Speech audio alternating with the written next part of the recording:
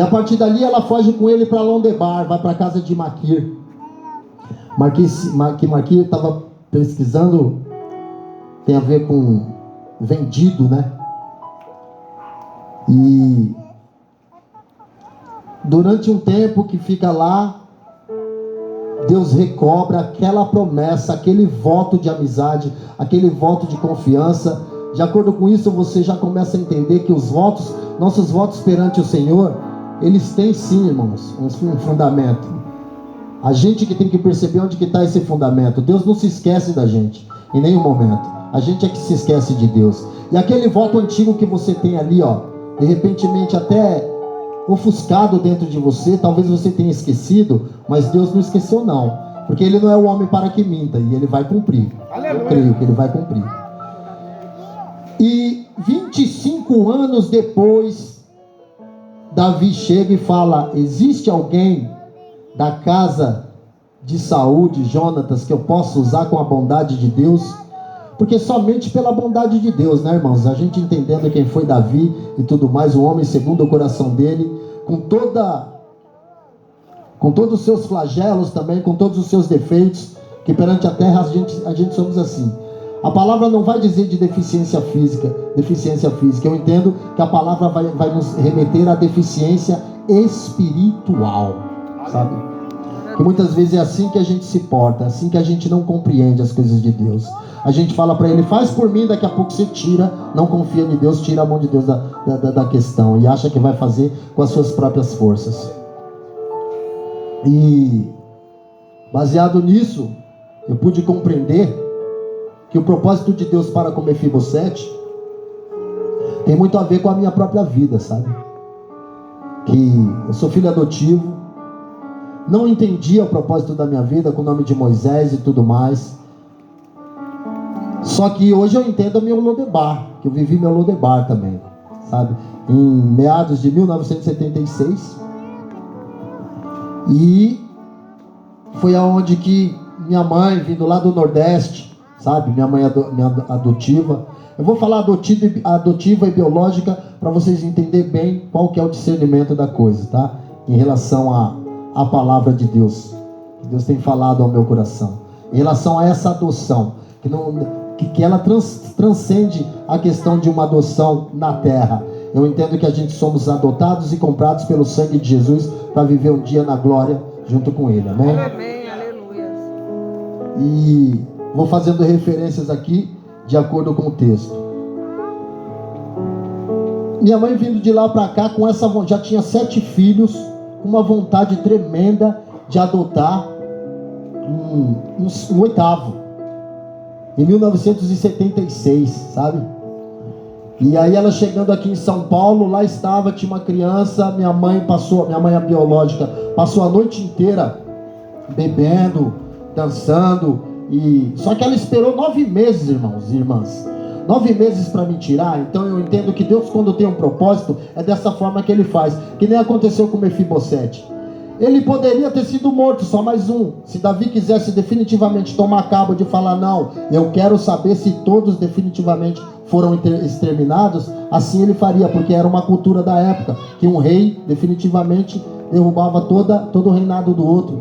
Mas ali foi o próprio Deus que acolheu. Eu entendo que foi o próprio Deus que tira Mefibosete de Jerusalém e manda Mefibosete para Londebar, porque depois esse mesmo Deus vai buscar ele lá. E dessa forma foi o que eu vim me entender depois, com 30 anos também, até estava olhando aqui de 25 a 30, porque quando Davi manda buscar Mefibosete, ele definitivamente fala: não temas, eu vou restituir tudo aquilo que foi tirado de você, tudo aquilo que o inimigo te cegou e não deixou você ver, Moisés, sabe? E eu entendo da mesma forma, eu me entendo como esse Mefibosete lá, sem medo algum de falar e sem vergonha alguma de falar, porque Mefibosete, segundo a Bíblia, ou segundo a linguística, é vergonha, e segundo a Bíblia, profeticamente falando, é exterminador da vergonha. Porque quando Davi manda buscar Mefibosete lá em Londebar, que definitivamente por um plano de Deus, a vergonha já não existe mais, amém? Que todo o seu passado caia por terra, que todas as coisas velhas já se passaram, e eis que tudo se fez novo. Você não pode deixar com que as pessoas falem para você: você é digno de vergonha. Porque nós não nascemos para ser uma tragédia. A todo momento a palavra de Deus vai dizer que você tem valor e que você vai comer na mesa do rei. Eu entendo essa comunhão na própria Santa Ceia. Eu entendo essa comunhão de comer na mesa do rei nesse exato momento. Quem diria eu aceito por um povo diferenciado, um povo bonito, um povo cheio de algo que só de estar perto eu sinto verdadeiramente, e sinto algo positivo da parte dele, sabe? Eu me sinto adotado definitivamente no reino, adotado por essa congregação, por esse projeto. E é assim que Deus vai fazendo, porque Ele une através da comunhão, através dos propósitos. Foi assim com Mefibosete e tem sido assim comigo. Eu sei que voltando, minha mãe vindo de lá, minha mãe adotiva, ela está passando um determinado dia, domingo, de manhãzinha passando na rua, como se fosse aqui. Eu entendo como se fosse aqui, pastor. De repentemente a mulher grita: gente, tem uma mulher aqui tentando matar o filho. E minha mãe biológica falava assim: quem não quiser eu vou matar. E dava várias porradas na barriga, sabe? Isso foi que foi me relatado depois.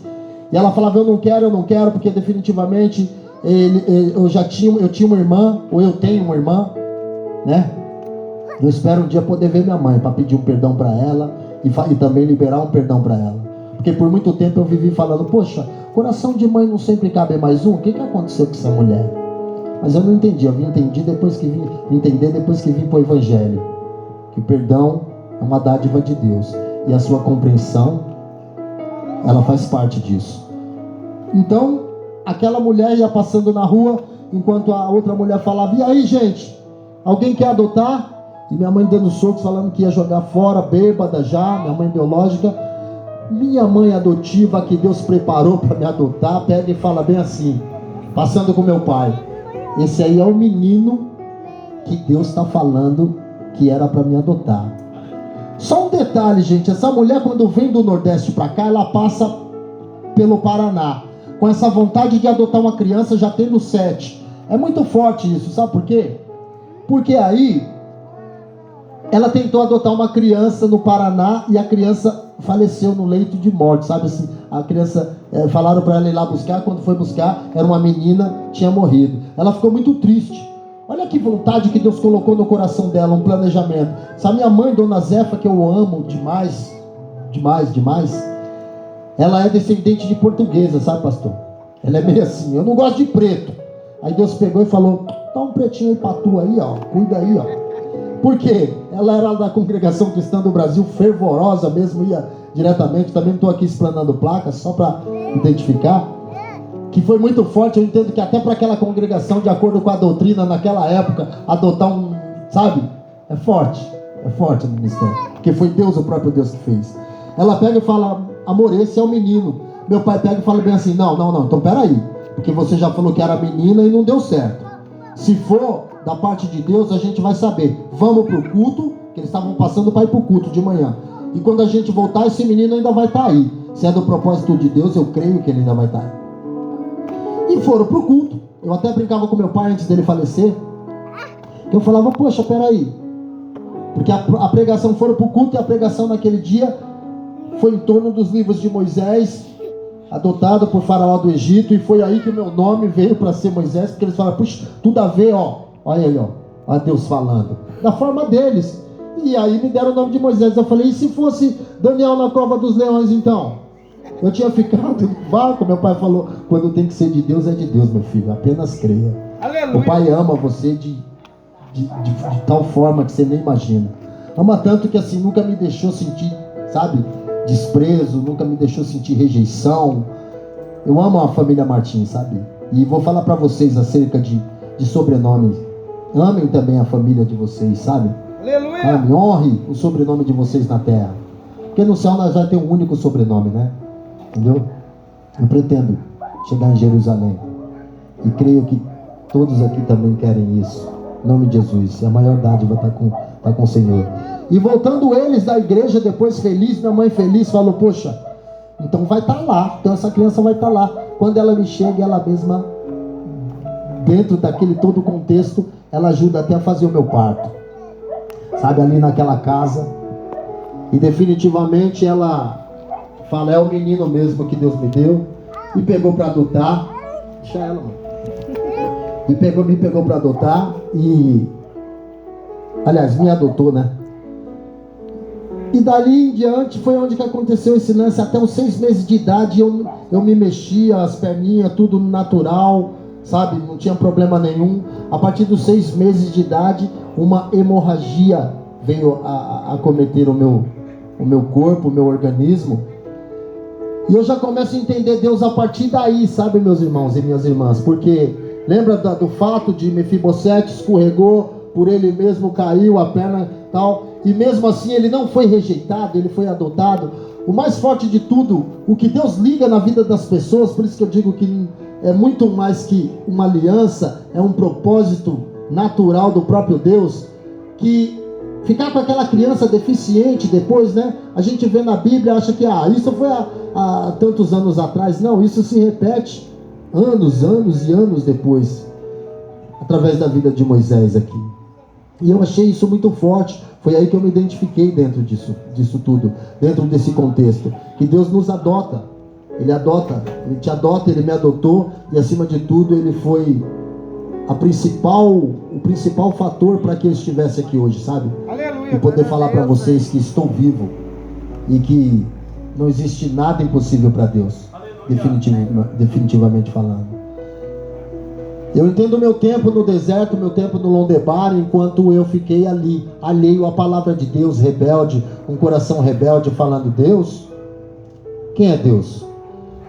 Só que Ele é tão... Deus abençoe, meu irmão. Ele é tão bom, tão justo, que nunca, irmãos, em momento algum, irmãs, em momento algum, eu falei, se eu estou deficiente assim, é por causa desse Deus. Não. E com o tempo depois eu vim entender que a glória dele é manifestada em cima das minhas fraquezas. E aí eu falei, poxa, então foi mesmo? Ele falou, fica no coração aí, guarda aí, bobão. É forte, irmãos, porque eu só vim entender a minha deficiência e me libertar de mim mesmo quando eu conheci Jesus. Porque até então eu me senti uma pessoa triste, eu me senti uma pessoa desesperançosa, eu me escondi atrás de mim mesmo também, dentro das minhas falas, do hip hop, isso, aquilo, outro. Mas só que assim, falar do sistema, falar de polícia, falar de pobreza, falar de crise é fácil. E falar de você, daquilo que está te corroendo por dentro, sabe? Como que você vai ter solução para as pessoas se dentro de casa você não é um cara bem solucionado? Eu não era um cara bem solucionado. Como que você vai falar de libertação para as pessoas se você não conhece o libertador? Aí era complicado para mim. Então eu preferia falar de um resgate. E um resgate que também depois eu fui ver, nem eu mesmo tinha me resgatado. Eu estava acabando virando vítima daquilo tudo, sabe? Por causa da minha complexidade comigo mesmo, eu acabei me enclausurando, me fechando cada vez mais. Aí comecei a ler coisa ateísta, sem entender o porquê. Hoje Deus fala, você vai ver, eu vou te colocar perto de cada ateu que você foi, sabe? Porque Deus, Ele te tira de um lugar que você estava ali no até, capacitando literalmente, sabe, irmãos? E hoje, assim, quando eu começo a conversar com um ateu, eu até falo, não, nem vou falar que sou ex-ateu, isso daqui é a última pancada, deixa eu só conversar com ele. Porque o ateu gosta de conversar, falar de si próprio. E na melhor hora, quando você pergunta, e o sentido da sua vida, para onde vai? Aí ele, você vai falar de Deus, né? Você está falando com um ex-ateu. Então, eu entendo tudo isso de acordo dentro desse plano de escolha que a gente faz, mas acima de tudo, saber que quem me escolheu foi Deus, porque em nenhum momento eu passei 30 anos na rebeldia falando que não queria. Olha que Deus maravilhoso, que quando você definitivamente é escolhido, porque muitos serão chamados, mas poucos serão escolhidos. A gente tem que estar avaliando isso. Senhor, Senhor, aparta-te de mim. A gente precisa de compreender definitivamente isso. Se sentir escolhido, se ver escolhido, fazer por onde ser escolhido, é diferente de você definitivamente entender que Deus é a única suficiente, Ele é o único suficiente e salvador das nossas vidas. É bem diferente. fazer culto pobre, culto hipócrita, a gente vê várias pessoas fazer. É um aprendizado a cada dia que passa, sabe, irmãos? Sabe, irmãs? Hoje, quando eu chego nos cultos, eu me ajoelho, não é porque eu quero aparecer, eu quero comover, não. Não sou digno de pena, muito menos digno de dó. Se alguém pensar também isso, eu não vou me importar, porque, sinceramente, eu já fui adotado. E Deus me buscou dentro do meu Londebar. E o meu Londebar é muito mais que físico, que era uma prisão física, ou um lugar de exclusão de vergonha física. Não, era um lugar de exclusão sentimental. Era um lugar de exclusão espiritual, que eu não cria, sabe? Eu não cria que Deus poderia me preencher com uma alegria. É uma alegria que eu não consigo nem explicar, é inexplicável. E eu poder sentir isso hoje com muito pouco, sabe? Com muito pouco. Porque eu vim entender o pouco com Deus é muito e o muito sem Deus é pouco. Eu definitivamente conheço o que é o sentido disso daí, irmãos. Porque o que eu já fiz de borrada nessa minha vida, sem Deus, para poder me ajudar a administrar as coisas, para me direcionar para as coisas, e entender que não era para usar as pessoas, e sim as coisas. Era para amar as pessoas e usar as coisas. Aleluia! A gente tem que entender que é isso. E por muito tempo eu ficava ali, eu entendia que, poxa, né? Facção Central, a 286, hip hop, aquilo preenchendo? Não, aquilo não preenchia. Aquilo me ajudava a tentar me esconder para falar, não, aí eu não sou pequeno. Sabe o que é sofrer preconceito do próprio sexo oposto? De tipo, não, mas você é deficiente, eu não vou ficar com você. Eu não quero ficar com você. Ah, eu não sabia que você era deficiente. Então são coisas que machucaram, sabe? Que hoje eu entendo que, tipo assim, Deus deixou eu passar para me fazer forte, entendeu? E hoje eu sou um cara bem relacionado nesse sentido, entendeu? Estou resolvendo a minha vida conjugal agora com essa varoa que Deus preparou, levantou para mim, depois de tanto tempo, depois de tanto casamento que eu desperdicei. Tenho 4 filhos e não digo infelizmente, são dádivas na minha vida que me fizeram me entender como ser humano. Minha primeira filha me deu a precisa convicção de que agora eu tinha uma descendente. Meu segundo reafirmou que agora eu tinha minha descendência na face da terra. E a gente está falando sobre descendência aqui.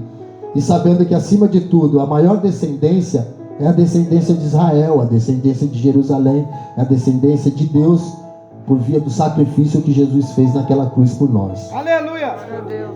Eu vou citar alguns pontos aqui, irmãos, que eu achei muito forte para trazer para vocês. Algumas conjecturas que eu escrevi aqui. Eu sou melhor em escrita do que em oratória. Vim ali conversando com o pastor e falei, engraçado, sou formado em jornalismo. Mas não existe jornalismo para pregar Jesus, né? Para falar de Jesus, né? É diferente, Aí, eu sou bom com escritas, mas assim, vocês vão entender aqui, ó. O significado de Londebar, né? É uma palavra bíblica de origem hebraica que significa sem pasto. Qual foi o fim de Ziba? Aqui eu achei muito forte, porque Ziba, ó, aqui está com a morte de Saul e seus descendentes, Ziba ficou numa posição privilegiada, continuando administrando os bens da família, inclusive os conservos, até que algum herdeiro legítimo viesse reclamá-lo. Caso contrário, tudo ficaria com a família e seus descendentes. Tipo uma espécie de uso capião, sabe? Então Ziba foi esse cara. Olha como é que Deus é. Ele já prepara, ele além de te adotar, além de te buscar, ele prepara um tempo hábil para você receber as bênçãos dele. Porque muitas vezes Deus não vai te dar uma bênção para te afastar dele, irmãos. Definitivamente ele não vai. Por mais que você seja escolhido de Deus, aí você ora e não tem resposta e você não entende, é porque ainda não é o momento. Você está vivendo o seu deserto, o seu Lodebar, e você tem que entender. O nosso processo de aperfeiçoamento na palavra de Deus, para que a gente definitivamente entenda o propósito dele, é grandioso demais, gente. É grandioso demais. E aí eu entendo que Ziba, quando Davi também pergunta, existe alguém da casa de Jonatas? Ziba, em vez de falar Mefibosete, que ele já sabia onde que Mefibosete estava, ele fala, tem um aleijado. Existe um outro detalhe aí. Ele quis usar de forma pejorativa, de uma forma ou de outra, para falar, tem um que não serve para trabalhar. Entendeu? E Deus, novamente, com a benevolência dele, ele fala, eu não perguntei se era pequeno, grande, maior, o que é. Eu falei, é esse aí mesmo. Pode mandar buscar ele lá.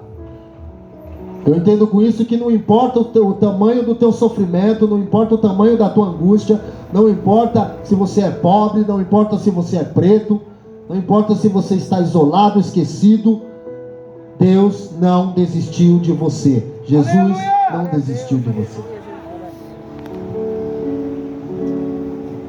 De acordo com os livros de Samuel,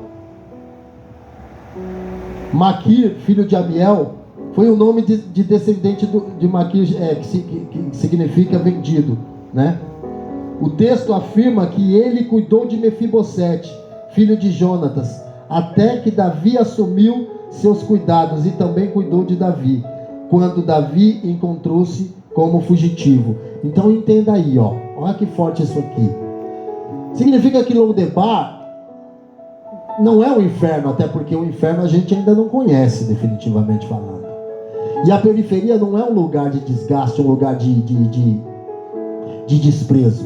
É um lugar de preparação, porque só quem mora na periferia que sabe o que é ser capacitado todo dia para sair 4 horas da manhã, para ganhar o pão, enfrentar guerra física, guerra espiritual, entendeu? E só quem entende, só quem mora aqui dentro, para saber. O cara que nasce na periferia, eu diria que ele consegue se virar em todo lugar do Brasil, sabe? Em todo lugar do mundo até. Só que aí precisa de idioma, porque eu sofri, viu, irmãos, quando eu fui pro Canadá, sem saber falar o idioma deles.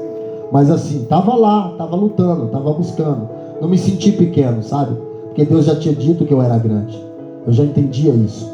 Foi logo depois que eu aceitei Jesus como Senhor e Salvador, e eu tinha o sonho de sair de dentro de mim mesmo, de sair sabe quando você quer realizar coisas que você fala, peraí, humanamente falando, não era só uma questão de dinheiro, era uma questão de preparação espiritual, porque o que Deus me deu, aonde que Ele realizou, nos lugares que eu pedi, até hoje eu fico até assim, Senhor, se eu pedir isso daqui, Tu me dá, né?